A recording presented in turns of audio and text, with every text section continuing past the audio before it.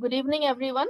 So, how this session would run is that I would first like to go through the information that I want to communicate, which I feel are that you should know, and then we'll have a Q&A session. Okay. So while I'm speaking, please do not type your questions in the chat window. I will not be able to address them. Okay. And those of you who are not Jamboree students, I noticed that there are quite a few of you who are not Jamboree students. So a little bit about Jamboree for you. So we have been in this industry since 1993. We are the first company in India to focus solely on study abroad, to focus solely on these exams, GMAT, GRE, SAT. And even now, we are just one of the two, three companies, who does only and only these exams. We train for a handful of programs such as GMAT, GRE, SAT, TOEFL, and IELTS, and we provide admissions counseling for universities which accept these exam scores, right? So we are not into cat or gate or clat or on all the other different types of exams. We don't do spoken English, so we are very, very focused on what we do. We have been doing it for ages, and we have been doing quite a good job of it, because every year thousands of our students get admissions, in their universities. We have 39 physical centers across 22 cities and 4 countries. So we also have a very strong digital presence. We have been running our classes online since 2012. Therefore, when the pandemic started, and we had to we had to like kind of we came under lockdown. We were able to move to online teaching in almost overnight. We did not lose even a single day of classes. A lot of our students are taking their classes online, and as soon as our centers open, as soon as we are allowed to conduct the classes, so our students, they are welcome to come back to our classrooms and re-attend the classes if required. So that's is a big difference between us and purely online companies. There are a lot of companies who teach online. You will not see the faculty also, but in our system, you may study online, you may be taking classes online, but in a matter of months, when the coaching centers are allowed to operate, you can come to the center, meet the faculty, have face to face interactions if you want to. Okay.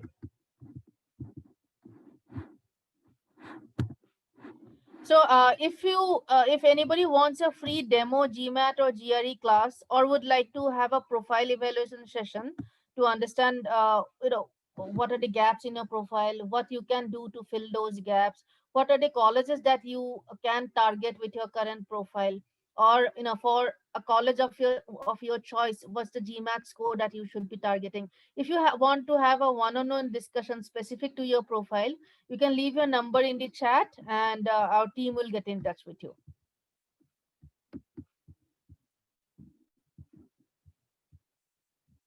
So I see some of you typing. Please finish your typing. I'll pause for a minute here to let you complete the typing. Please do not type your name. I don't need your name. Your names are already visible.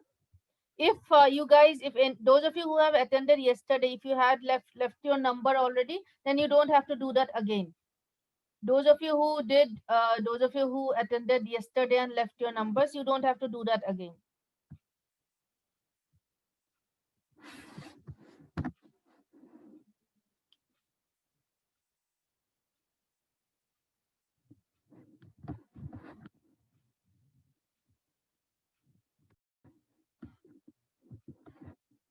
So let's first, before going to the essays, let's first talk about what the admissions criteria are.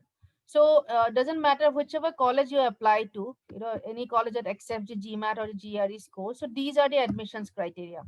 The GMATs or the GRE score, a language test, depending on which country you are targeting, you may have to take a language test. Your academic record, your 10th and 12th marks, they are not important, but anything that you have done in your bachelor's degree and beyond, so academic record. Work experience, if you have work experience, and for freshers who do not have work experience, internships. So this is also an important criteria. Then extracurricular activities, essays, letters of recommendation. So now these are things that you have, and you present them in your essays and LORs, right? So there's a difference. So these are So these the essays and LORs are part of the online application form, and you have to use these. You have to use these to highlight the strengths in these 4 points. So whatever is good in these 4 points in your profile, your academic record may be very good. In somebody else's case, the work experience may be the highlight. So whatever the highlights of your profile are, that's what you have to talk about in your essays and LORs. So essays and letters of recommendation should not be used to give excuses for a low GMAT score, or to give excuses for a poor academic record. They should not be used to explain any gap years, etc., etc. So please understand that the objective of the essays and letters of recommendation are to highlight the strengths in your profile. So use them accordingly. Now, certain do's and don'ts of applications. Just keep these in mind, right? First point is that you have to do in-depth college research. So if you're applying to a university, you have to go to the university website and do an in-depth research about the university. You should not apply to multiple universities with the same essay. The essay has to be modified, has to reflect that what that college is looking for.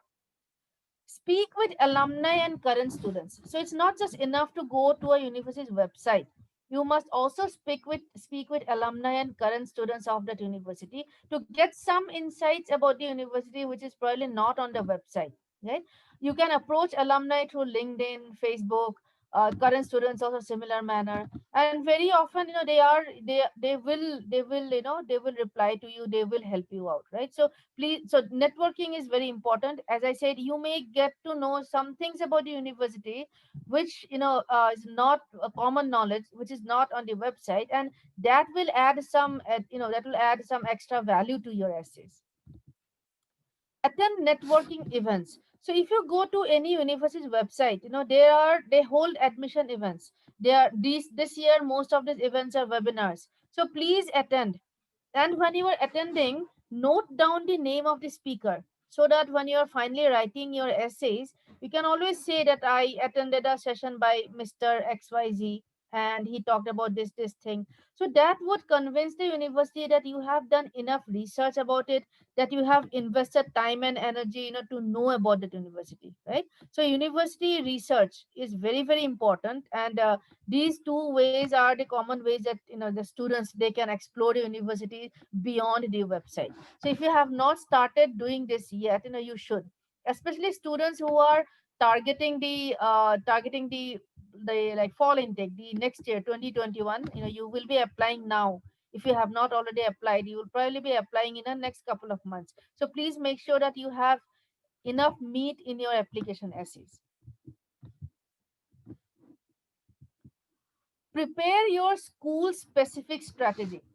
That's very, very important. As I said, I see students applying with the same almost the same set of essays to different universities, but you have to modify your essay depending on which college you are applying to, right?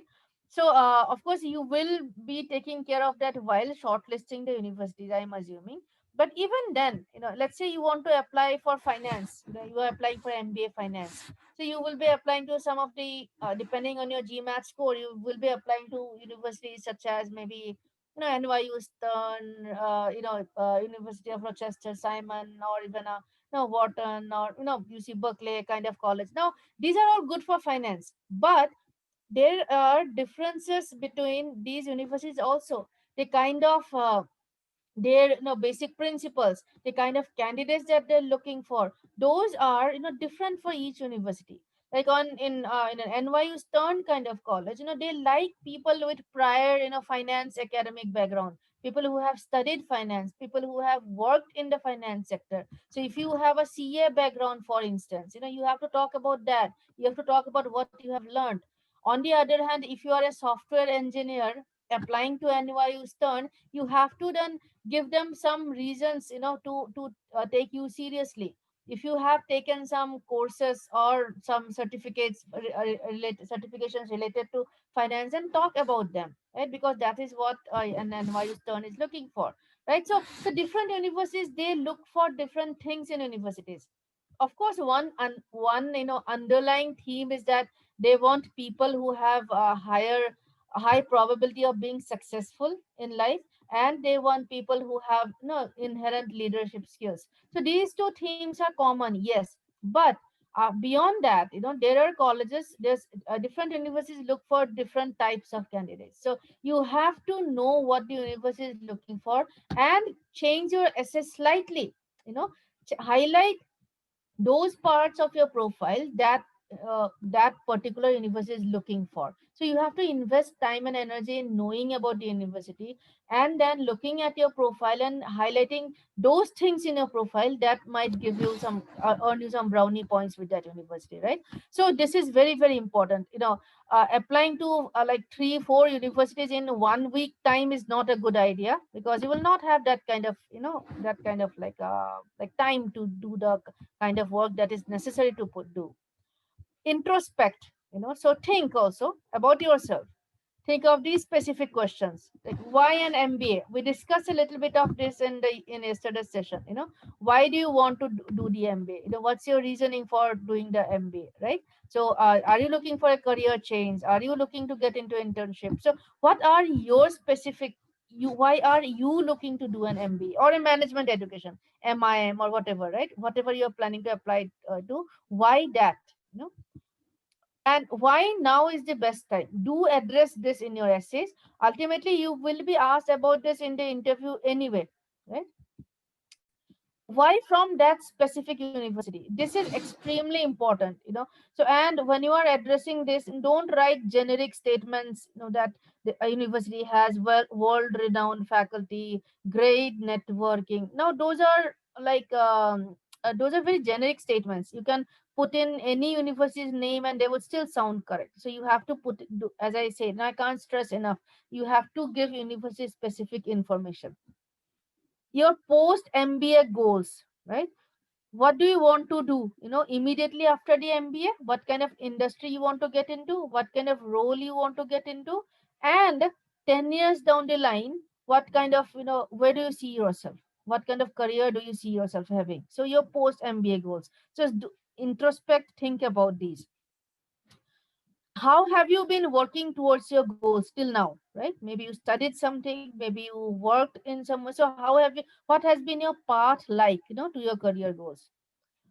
What are you lacking for reaching those goals? Now this is very important, right? So like, let's say you are currently here, right? You are currently here, you want to be here, right? 10 years down the line, you want to be here. So now what is preventing you from going get from here to here? What is preventing you from going from this position to this position? Think about that. Is this some skills related thing? Is this some training related thing? What is preventing you? Or maybe you, instead of taking 10 years to reach here, you want to reach there in 5 years, whatever it is. So that is what the MBA should solve for. So if the university, if the admissions committee, they feel that you can reach your career goals even without the MBA, they will give you a rejection no matter how good your profile is. So your job is to convince the admission committee that you need the MBA to reach wherever you want to reach, to achieve your career goals, right? So how will an MBA from this college, from this university, help you fill that skill gap or whatever it is? So now this is where you talk about why that university. Now if, let's say, your career goal is entrepreneurship, right, and you are applying to let me pick NYU Stern only, okay? So there now, somebody who wants to get into MBA finance and get into finance consulting, his reasons for choosing NYU Stern and your reason, the guy who wants to get into entrepreneurship, your reasons for choosing NYU Stern will be different. NYU Stern has lots of clubs, lots of immersion programs, tons of things. So you will be picking those things which will help you achieve your career goals. So be very careful. Don't just pick random stuff from the university website and talk about that, right? Talk about those things of that university which will help you achieve your career goal. So if you are applying to NYU Stern and you want to get into finance, talk about their, the finance club, talk about that finance experiential initiative, right? Talk about those things which will give you the skills, give you the, ammunition that you need to reach your, to get into the finance industry. On the other hand, if you want to be an entrepreneur and you are applying to NYU Stern, talk about their incubator program, talk about their the seminars that they have, that they have with VCs, right? So talk about those things, talk about the talk about tapping into the alumni network, give them some data points about how, what percentage of the Stern class ends up being entrepreneurs, right? So your essay would have a totally different path than somebody who is applying to Stern looking for a career in finance. That is why, you need to spend time, in investigating, like the university, finding out the different things specific to your profile. Don't go by generic essays. That's a generic essay will just lead it, to a direct rejection. Be objective, not subjective. While when you're talking about your accomplishments, the positive things, don't, like, just let me give you an example. Now you can write this, right, that I have witnessed quick promotions within my sector, right, or I have got multiple promotions in my company. So now this is very subjective. The admissions committee who is reading your essay will not know what's the meaning of quick, right? What do you mean quick? No, that is a very relative word, right? That's very subjective.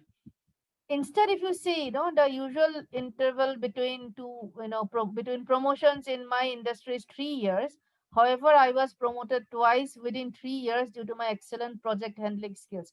Now the second, when you are reading the second sentence, then no matter what industry the admissions committee member is from, no matter who the admissions committee member is, he would know that your accomplishment is good, right? That it is worth writing about. That's why just be put in data, give objective things, stay away from subjective terms like quick promotions. What is quick? What is quick for you, may not be quick for me. Things like that. I have had a steep career graph. What is steep? Steep for you may not be steep for me. So after you have written an essay, just go read every sentence, see whether you have used a subjective term, anything that a lay person will not understand, anything that is not crystal clear, that sentence has to be rewritten. Okay, it's very, very important. How you are presenting your profile is very, very important. Yeah, so this is, I can't stress enough, give yourself time to do the essays right. Start early and do your research. And those of you who are targeting the fall 2021 intake, the essays of all the universities are available on the internet. It's available on their websites. So even if you have not taken the GMAT exam yet, like 1 or 2 hours a week, do think about the essay topics. And the rest of you who are targeting 2022 or 2023, it doesn't hurt to write a couple of essay drafts. Look at the university application essay questions of this year, write 1 or 2 essays, see whether you are able to put in you know in put do a good job or not, right? Answer the question. Do not ever substitute an essay on another topic, even if it is what, or best essay for another school. Now this is something that students do when they are in a hurry, when like three universities have the same deadline. This is what they end up doing when they run out of time. So there is probably one, you have written, let's say, a very good essay for a question about, um uh, write about your leadership experience. Maybe you have written a very good essay, but in the second university that you are applying to, there is no leadership question. Instead, there is a question about, what is your biggest accomplishment. So a lot of students, what they do is that they will just kind of use that leadership essay and like rephrase it or change some words and sentences and fit into the accomplishment essay, right? But there's a major difference: leadership skill and accomplishment. Leadership, those are different things, right? Your leadership may have led to an accomplishment, but An accomplishments question is very wide, it's very wide. What is your biggest accomplishment can be a personal one also, right? So you have to think, you have to answer the question that the university is asking. Don't try to fit in some other essay into that question. That is, that is not a good thing at all. And most students end up doing this when they don't have enough time to write the essays. So every university that you will apply to will need minimum one essay and maximum 12 essays. So please leave yourself with that much time. Again, I repeat, it's not possible to apply to five business schools in a week. You will end up doing a shoddy job with your essays. Okay, now this is one very important point. A lot of you will be applying for a 1 year MBA, or let me put it like this: those of you who are applying to European universities, and let's say you are applying to a mix of colleges. Maybe you are applying to Oxford, and you are applying to Wharton. The Oxford MBA is a 1 year MBA. The Wharton MBA is a 2 year MBA, right? So your career goals cannot be same. For example, if you are applying for a 1 year MBA program, so don't talk about any desire for drastic career change. That's not gonna happen, right? A lot of our students apply to a mix of colleges, they in different countries. The European MBAs are shorter duration MBAs. So if you are applying to European MBAs and also American or Canadian MBAs, then make sure that your career goals essay, you have to do two versions of your career goals, one for the 1 year MBA and one for the 2 year MBA. This is a very important point that students usually miss out on, right? And if you're applying for only 1 year MBA also, so in your 1 year MBA career goals essay, even if you want to use the MBA to make a career shift, make an industry shift, make a functional shift. So it's not a good idea to talk about it, because the 1 year MBA by design, will not, no, there will not be enough time for you to learn and totally shift your industry. So, you may end up doing it in the long run. That's a different thing. But saying that in your application essay is not a good idea, right? So keep this in mind. This is a very, very specific point. The reason why I included this point is that every year I see students make this mistake, over and over again. Be politically and factually correct. Okay, so don't don't write about things that you think are popular. The entire world may be not happy with Trump, or but you still don't write anything about against Trump. So stay away from politics, right? And stay away from stay away from taking sides, unless it's a very, very unless it's a very common sense kind of thing, that okay, yes, yes, you like the environment, you want to conserve the environment, so that is fine, you can take a stand there. But otherwise, politics wise, don't take any stand, right? So be very careful of that, right? Especially if you're applying to American universities, so do be very careful about that. And if you're talking about percentages and data, do be correct, do be factually correct, right?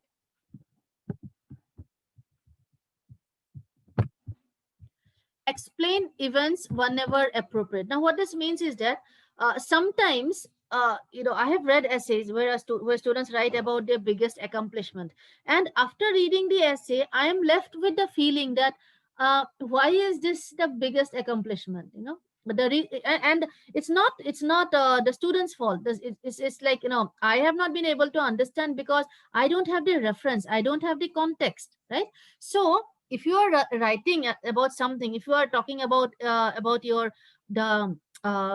most impactful leadership moment, or the biggest challenge that you have overcome, or the biggest failure in your life, anything, those kind of things, do set the context, right? Especially if you get a question around the biggest accomplishment and you have 5 to 6 years of work experience, then you should give the context in such a manner that it should be clear to the reader that like from like 5 to 6 years of work experience, why did you pick that particular event as your biggest accomplishment? So sometimes students, they don't give the context, they don't give the reason why that was the big challenge, right?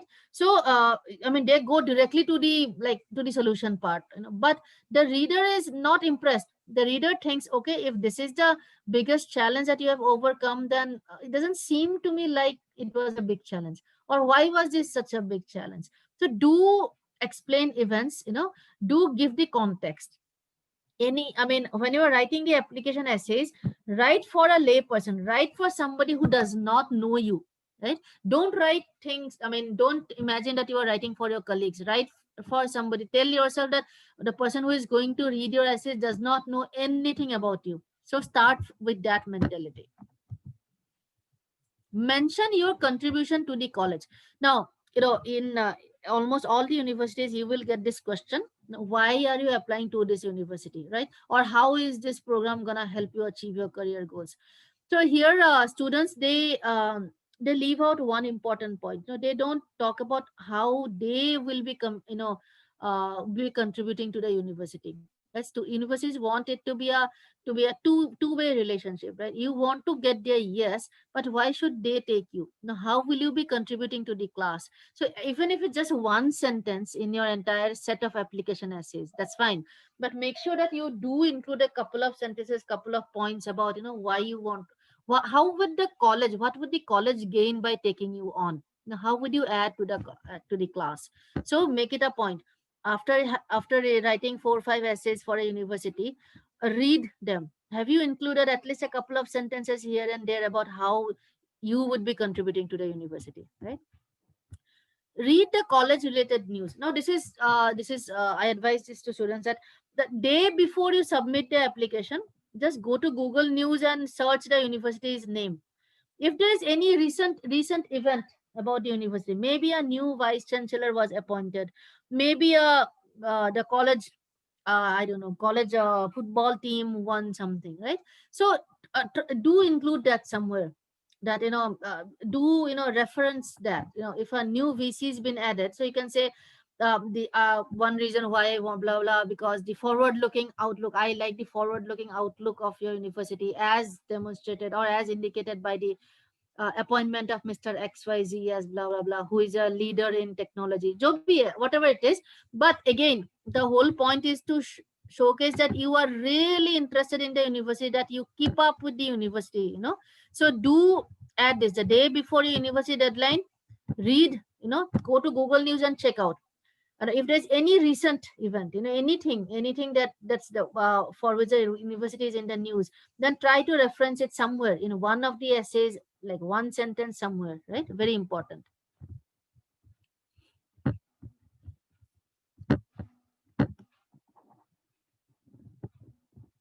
Okay. Okay, plagiarism, big thing. Plagiarism means copying, right?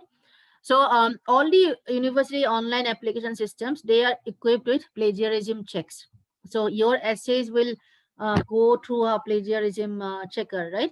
So even if you're taking information from the university website itself, don't pick exact words, don't pick exact phrases. Do rewrite them in your own words. Okay, so and it's a big no-no if you're copy pasting stuff from other students' essays or students who have got admission previously. That's a big no-no. If you're like if your essay is flagged for plagiarism, you will be blacklisted in that university. You will not be able to apply again. So there are plagiarism software. So just to be sure, do run your essay through those softwares. One very common plagiarism checking software is Grammarly.com, right? I don't know whether you so after you have written an essay, just run it through Grammarly.com, do a plagiarism check. Okay, so if there's more than 25% match with anything on the internet, then do rewrite. 5 to 10% match is fine. Any software would show like 5 to 10% match, but anything more is not acceptable. Okay, so no matter who has written your essay, or no matter, even you may have written the essay, but if you have used exactly the same language as from the university's website also, then also it may come up as a plagiarized essay. So do be very careful about that. In India, we don't make a big deal out of plagiarism, but Everywhere else, it's a strict no-no. Okay. uh, One thing, a lot of students, they like to read essays of admitted students, and I tell them, don't. When you read the essay of an admitted student, somehow it's in the back of your minds that that this kind of essay will get me an admission, so let me try to write in this manner. So when you're doing that, you are kind of you are compromising your originality, so do not do that. Don't write any essay with a preconceived notion. Each essay is supposed to be unique. You will get admission if your essays are unique. If it's similar to other students, even if previous students, still you are losing out on the game, right? So do not read essays of admitted students. Many students make this mistake. Don't flatter the admissions committee, right?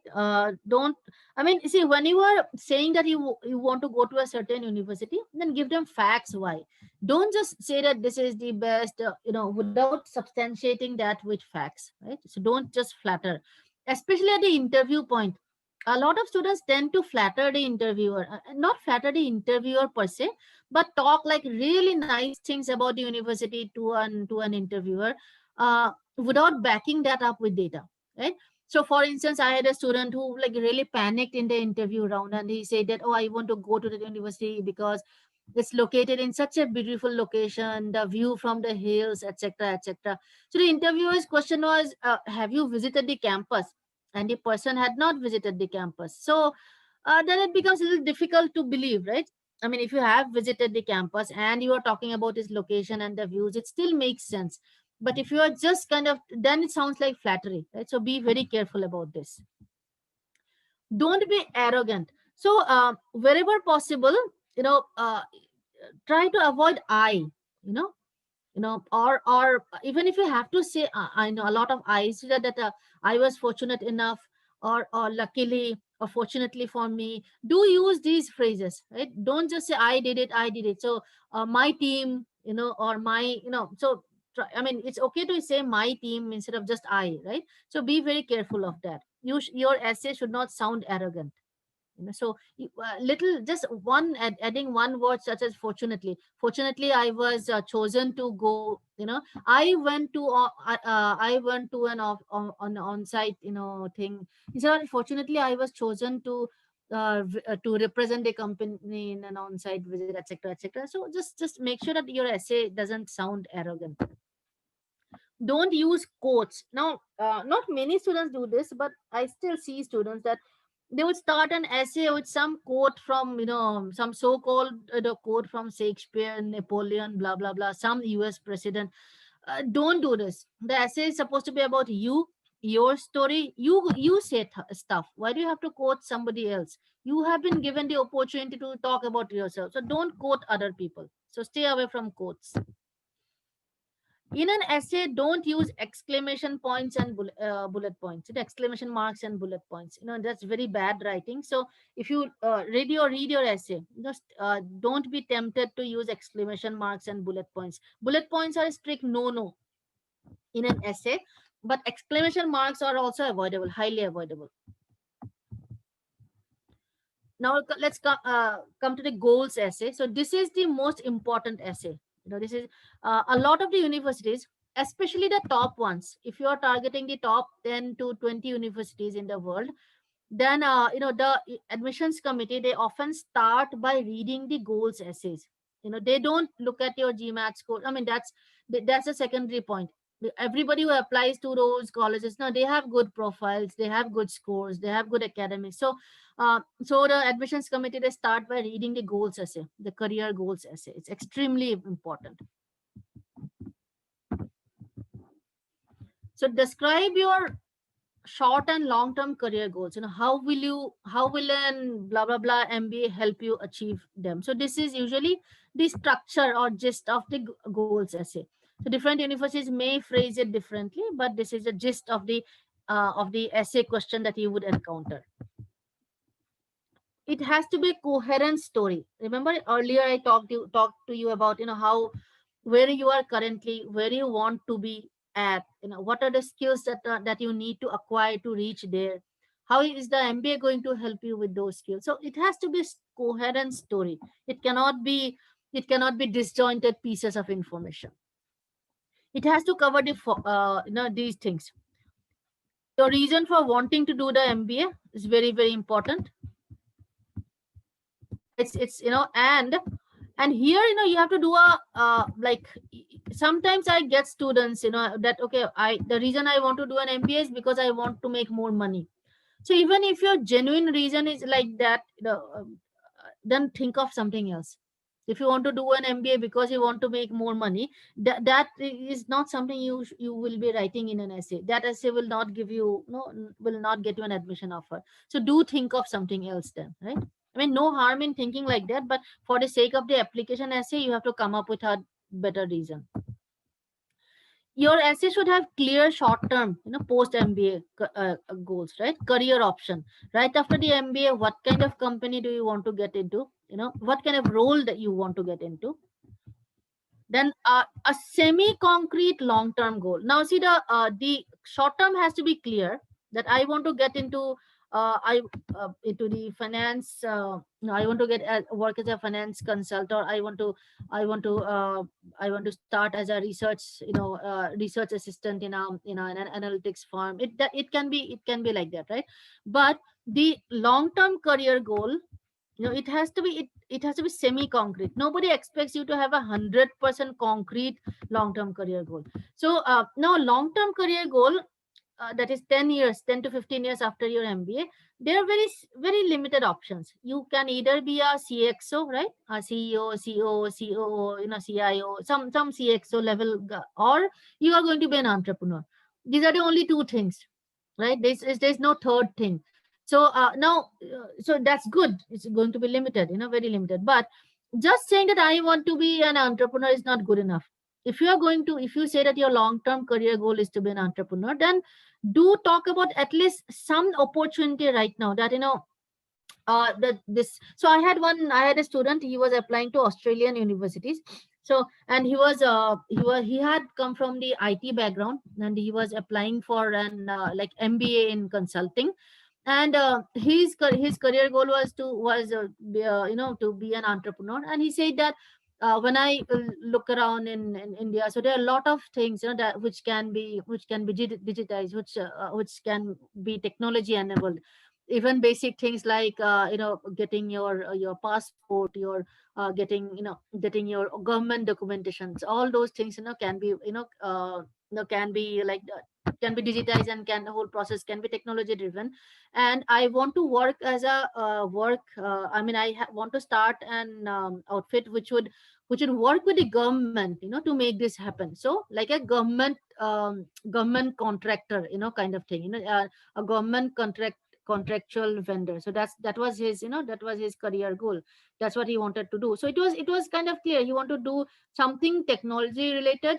He wanted to work with the government, and take technology to the remote parts of India. So he's good. I mean, it sounded good. It sounded interesting, and it was semi concrete. He didn't say that I want to do only this, only that, or I want to do only this project or that project. But it was semi concrete. The point is that he wants to technology farm, working closely with the government. So those 2 points were clear. So something like this, right? So you have to make sure that I mean, the university wants to know that you have put in enough thought about where you see yourself 10 to 15 years after the MBA, right? So you have to do this means is that you have to do research about what kind of careers are there, especially for the short term. I mean, sometimes I get essays from students who say that after my MBA in finance, I want to work in private equity. So that's like so not gonna happen. That's not going to happen. You don't. I mean, they don't. You don't get into private equity right after an MBA, right? So you have to do enough research about what are the career options. Now, one easy way to do that is that this is something I usually recommend students. Put up a profile on Naukri.com or Monster India, and saying that use some name. You don't have to use your own name. Use some name, and give your like qualification as MBA from whichever college you want to do. Then see what kind of calls you get. So you will know that okay, these are the profiles for which MBAs like me, or like they would get shortlisted for. So that's a very good exercise. Of course, to do this level of research, you would need time. And so I mean, time is something that you have to invest in your essays. Coming back to it. So people who are looking for fall 2022 or fall 2023, please do this exercise. You will get a very clear idea about what kind of roles, introductory or entry roles you will get right after the MBA, if you do it from a certain university, right? So I had a student who actually, in fact, got a US SIM card, just to do this research, just to see if he did a certain kind of MBA from a certain US university, what kind of calls or what kind of interviews he were called for. So, I mean, some people go to that extent also to do this research. But even if you don't go to that extent, but at least a basic job search would definitely help. So, the gap between where you are now and where you want to be. So yeah, as I always said this, that your need for the MBA should be clear, right? So you should talk about some specific points about how the MBA program fills the gap, right? Things like somebody with a software background or in the IT industry for 3-4 years, now you say that you want to get into consulting, or want to get into general management, let's say. So you should say that my long term goal is to be an entrepreneur or a CEO or a CTO, whatever. So, and to be able to do that, I would need leadership skills. I would need interpersonal skills. I would need knowledge about the industry. I would need enough knowledge about pricing and business, etc., etc., to be able to take strategic decisions. Whatever you need, to reach that position. In my 5 years or 4 years of experience in this company, I have learned I think my technology background is blah blah. I have developed my interpersonal skills. I have exhibited leadership skills, at important junctures. However, the business insight, the thought process or the perspective required to make strategic decision is something that I have not had exposure to yet, and will not have unless I move to the business side of things. And an MBA from university will help me make that transition. So, that kind of is a thing that it shows that yes, you know where you want to be. You know what are the things you need, what are the qualities you need to have to reach there, and what you expect from the MBA. Your expectations from the MBA are also clear, right? So, I mean, going back to the point that your essay, the story has to be coherent, right? So we'll be happy to talk one on one about, to like each of you, asking about, to help you frame your career goals, or you can run by your career goals essays with us, and we'll be happy to give you feedback. You can leave your number in the chat, and I am done with whatever I wanted to discuss. If you have any questions, please raise your hand. I'll be happy to answer those. Those of you have, if you have any questions, you can raise your hand. Okay, Jay Joshi, what's your question? You can unmute yourself. Good evening. Good Please. evening. I had a question not regarding the essay, but with the very first part of the session, which spoke of academic record. If you could share some light on, so certain universities have requirement for certain amount of GPA in a bachelor's degree. So is there any way we can calculate that? I have this percentage that I've achieved in my bachelor's final exam, and how to calculate the GPA. I would be applying for a Canadian university. Rotman would be my first priority. So GPA 3 is required. So what is that equivalent to in our Indian grading system? It's not so you can don't worry about that. The GPA thing is not applicable to in India, because in India there are universities which give percentages also. There are universities which give GPAs also out of 10 or out of 5. So whatever GPA requirement you are seeing on the university website, it like on a ballpark estimate is that they are looking for a first division. They're looking for something more than 60%. So there's no conversion scale per se. Okay, so it's all on them. Like Yes, we yep. will submit and they'll decide. Okay, that was Yes, my only exactly. question. Thank you, ma'am. All right, okay. So Meha Sinha, what's your question? Hi, good evening. I see this question very often where they ask, what are your plans in case if you don't get the admit? What should be the answer to this where you're correct as well as you don't hamper your chances of getting an admit? I will apply again. You should not waver from your path of wanting to do the MBA, right? So you should say, if The I, same college? Same college? yeah, same college, or you can say that I have applied, that I do hope to, actually, there's also another question that you may see, that which other business schools are you applying to? You will Correct. see that Yes, right. question also, right? Yes, So yes. you have to kind of link it to that, so which other business schools are you applying to? So make sure that you pick 2 3 names of universities which are good but not as good as the one that you're applying to, and Mhm. which have similar kind of programs. Otherwise your whole story falls apart. So anyway, so, Right. while addressing what you plan to do if you don't get admission, you should always say that I do hope that with my profile I will get admission in one of the colleges, one of the programs that I have applied for. In case I don't, then I plan to get no I plan to communicate the with the admissions committee to understand how I can improve my profile, work on those points, and apply again next year, because I'm convinced that to achieve my long term career goals, or an MBA is a very, is a, like, indispensable stepping stone towards reaching my long term career goals, something of that sort. Okay.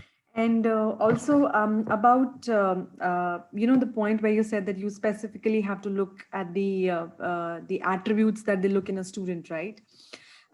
So, for example, you've given some colleges who are good, like which are good in finance. So, where do you get the specifics of this? Everything is available on website, or do we have to talk to alumni and then other people and get? It's a First of all, what a college is good for is something that you'll find on like ft.com, usnews.com. So there is ranking websites, right? So you would Right. get to know which program is good in which university. Now, coming to think about like, what are the things that each university is looking for. So you have to look at the university website and read between the lines. For example, Stanford wants focuses on entrepreneurs. They pride in producing entrepreneurs. They're looking for resourceful people, right? On the other hand, your Harvard is looking for people who come from successful families. So if you are born with silver spoon in your mouth, then you'll have more chances of getting into Harvard than into Stanford, right?